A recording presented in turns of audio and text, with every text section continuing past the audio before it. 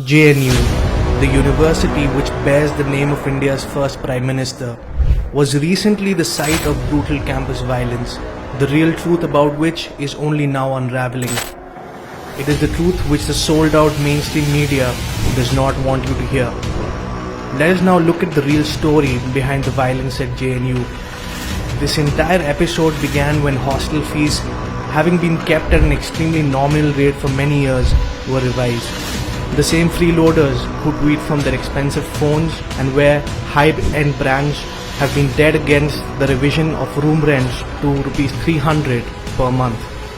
For many days, left union students blocked access to a number of JNU departments by conducting sit-ins at their gates. This long-standing drama was on the verge of failing when JNU administration created an online portal for students to register for the new semester. Despite intimidation, hundreds of students used the portal to pay their hostel fees and register themselves. This is when things started to take an ugly turn. As per JNU's registrar, on 3rd of January, a group of masked left union students forcibly entered the server room and manhandled staff there, shutting off the campus internet. The next day, when internet services were restored, the same leftists unleashed a new round of mayhem, disrupting power supply, damaging optical fibers, and shutting the server room.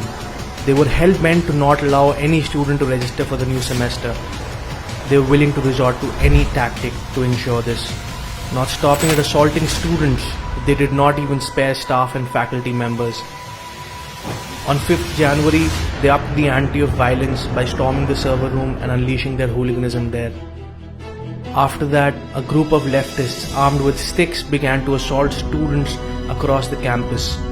In this video, you can see the president of JNU Students' Union, Aisha Ghosh of the SFI, with a group of masked leftists about to orchestrate their plan of violence in the campus. After this, you can see Aisa's Toll and Samantha physically stopping students from registering. Aisa is the same political front with which the Tukde gang's prominent leader Kanhaiya Kumar is associated. The violence reached its peak at night when armed leftist goons targeted innocent students, teachers as well as non-teaching staff, carrying out attacks in line with their slogans like Lad Kar Lenge Azadi and Lal Salam. Is such destruction of public property not a complete waste of taxpayers' money?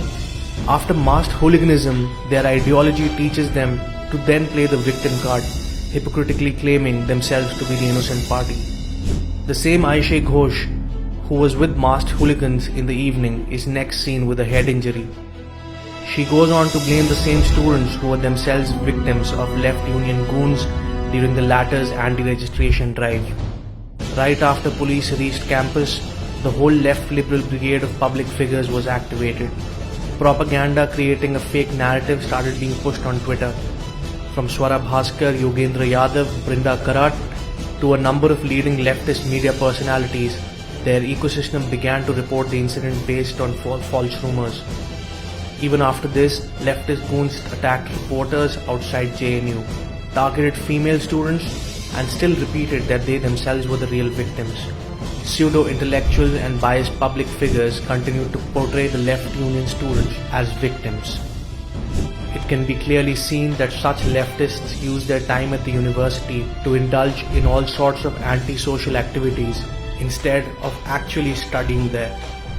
The logical question to ask amidst all of this, isn't the hard-earned money of taxpayers being completely wasted on these people?